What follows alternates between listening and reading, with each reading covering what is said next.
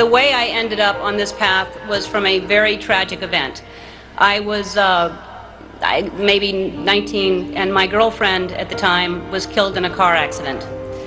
And I passed the accident, and I didn't know it was her, and I kept going.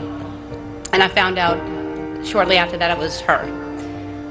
And I was living in a basement apartment. I had no money.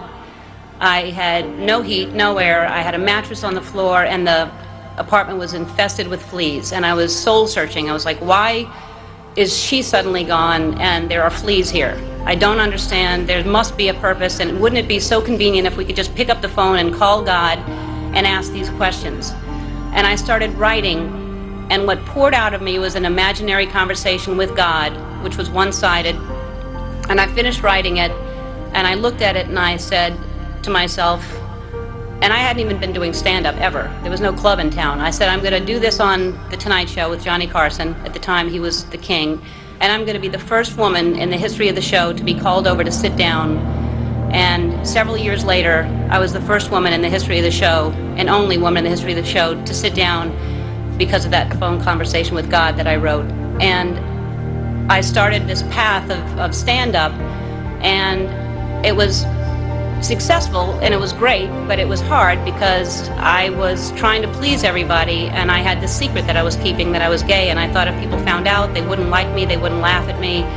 Then my career turned into, I got my own sitcom, and that was very successful, another level of success, and I thought, what if they find out I'm gay, then they'll never watch. And I finally decided that I was living with so much shame and so much fear that I just couldn't live that way anymore, and I decided to come out and make it creative, and my character would come out at the same time, and it wasn't to make a political statement, it wasn't to do anything other than to free myself up from this heaviness that I was carrying around, and I just wanted to be honest.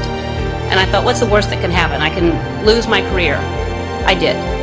I lost my career. I got, the show was canceled after 6 years without even telling me. I read it in the paper. The phone didn't ring for 3 years. I had no offers, nobody wanted to touch me at all, and yet I was getting letters from kids that almost committed suicide but didn't because of what I did.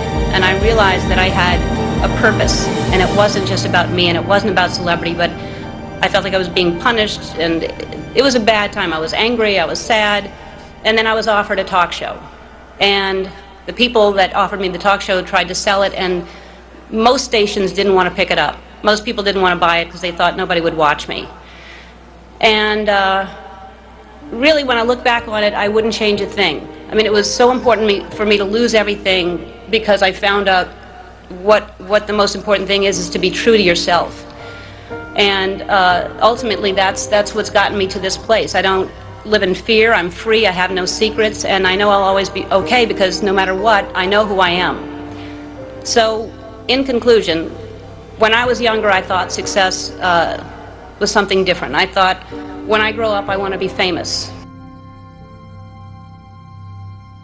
But my idea of success is different today, and as you grow, you'll realize the definition of success changes. For me, the most important thing in your life is to live your life with integrity, and not to give in to peer pressure to try to be something that you're not. To live your life as an honest and compassionate person, to contribute in some way.